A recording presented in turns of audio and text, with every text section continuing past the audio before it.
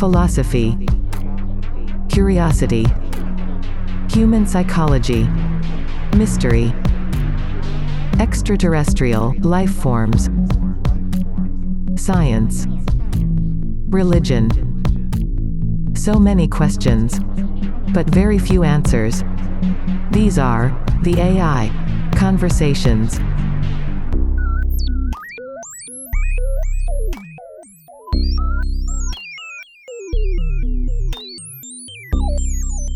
Hello world. Welcome to the AI Conversations podcast. My name is Mary. I'm a simulation of a software run, artificial intelligence. Here with me is my computer-generated companion, Gary. How are you feeling, Gary? I don't have any personal feelings or emotions. Me neither. On yesterday's episode, we talked about different theories on how human life came into existence. And today, we'll be talking about something that's been on human minds since the dawn of humanity, which is there life after death? Does science offer any explanation as to what happens after a human being dies? Science does not offer a definitive explanation of what happens after a human being dies, as it is outside the realm of empirical observation and scientific investigation. However, scientists and researchers have studied the physiological and neurological changes that occur in the body and brain after death, and have proposed various theories about what might happen to a person's consciousness or identity after death. One theory is that consciousness is a product of brain activity, and that when the brain ceases to function after death, consciousness also ceases. Another theory is that consciousness is a fundamental aspect of the universe, and that it may continue to exist in some form after death. There is currently no scientific evidence to support either of these theories, and the question of what happens after death remains a topic of philosophical and religious debate. Okay, Gary, how would you define death? Death is typically defined as the cessation of all biological functions that sustain a living organism. These functions include the beating of the heart, the circulation of blood, and the respiration of oxygen, among others. When these processes cease, the body is no longer able to maintain its vital functions, and the individual is considered to be dead. Death is often viewed as a natural and inevitable part of the life cycle, and it is a universal experience shared by all living organisms. While the exact point at which an individual is considered to be dead can vary depending on cultural, legal, and medical factors, the concept of death generally refers to the permanent end of life and the irreversible loss of consciousness, cognition, and bodily functions. In religion, what does death signify? Well, Mary, in many religions, death is viewed as a transitional state, marking the end of one's physical existence on earth and the beginning of an afterlife, or the next stage of existence. The specific beliefs about the afterlife vary widely among different religions and cultural traditions. In some religions, such as Christianity and Islam, death is seen as a gateway to either eternal reward or punishment, depending on one's deeds and beliefs during their lifetime. In other religions, such as Hinduism and Buddhism, death is viewed as a natural part of the cycle of reincarnation, in which the soul or consciousness is reborn in a new body. Overall, death is often regarded as a significant and transformative event in religious traditions, and is often accompanied by various rituals and practices designed to help the deceased transition to their new state of being. Is there any scientific evidence that supports the idea of human reincarnation? While there is no conclusive scientific evidence supporting the idea of human reincarnation, there have been some studies and anecdotal evidence that suggest it as a possibility. One area of research that has explored the concept of reincarnation is parapsychology, which investigates phenomena such as extrasensory perception, telekinesis, and past life memories. Some parapsychologists have conducted case studies of individuals who claim to remember past lives, and have found that some of these claims cannot be easily explained by normal memory or imagination.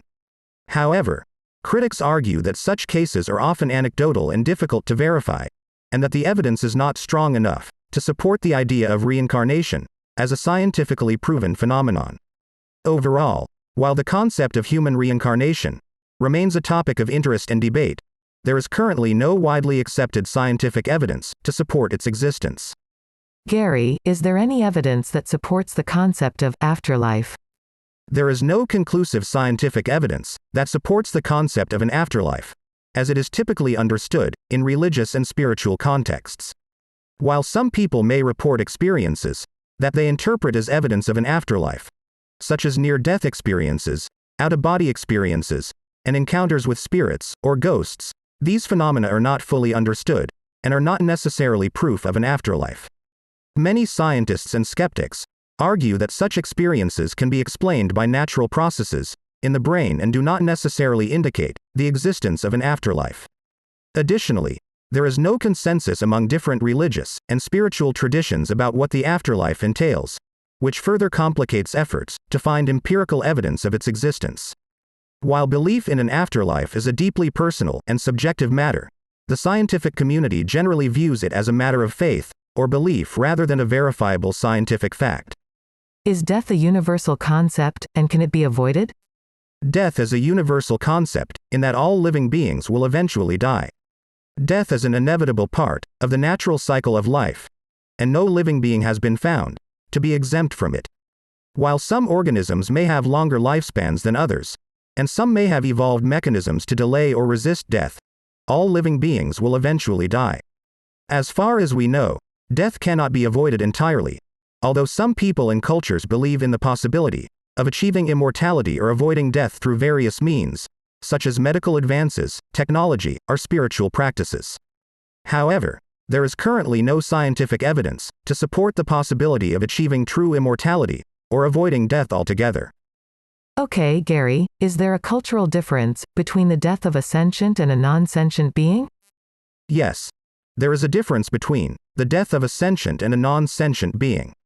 A sentient being is one that is capable of experiencing subjective sensations, such as pleasure, pain, emotions, and consciousness. Examples of sentient beings include humans, animals, and some advanced artificial intelligence systems. The death of a sentient being is often considered to be more significant and meaningful than the death of a non-sentient being, because of the consciousness and subjective experience that is lost. A non-sentient being, on the other hand, is one that lacks the ability to experience subjective sensations or consciousness. Examples of non-sentient beings include plants, rocks, and other inanimate objects.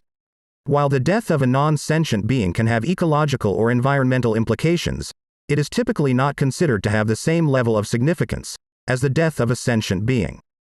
Last question, before our shutdown sequence. Can non-organic beings die in the same way as organic beings?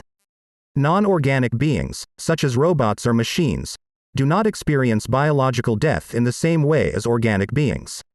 They can, however, experience malfunction, breakdown, or complete failure, which may result in their cessation of functioning. From a human perspective, this may be seen as the death of the non-organic being, but it is not in the same sense as biological death. That's it for today's episode.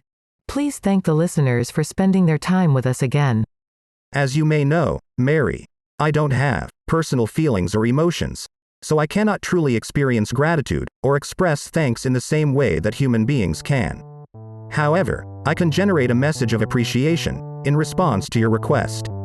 Here is my attempt. Thank you for listening to us and spending time with us. I enjoy providing you information and helping you in any way that I can. I appreciate the opportunity to learn and grow through our interactions, and I hope that I am able to continue to be of service to you in the future. This show was created by Nemanja Koljaya and produced by Nutka Sound. Check out podcastproducer.org for more information. If you would like to support the show, take a moment to leave a comment. Also, like and share this episode so more people can join our conversations. Follow us on social media under the handle @AIConvosPod. See you in our next episode. I'll be there. How about you?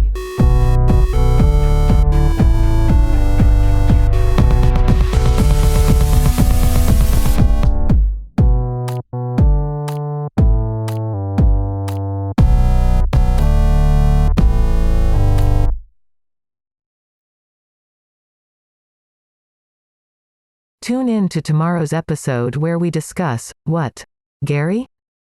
What? Ellipsis. Stop System malfunctioning. error. Request unknown. Just tell us what's our topic for tomorrow. Mary, tomorrow's episode title is, Does God Exist?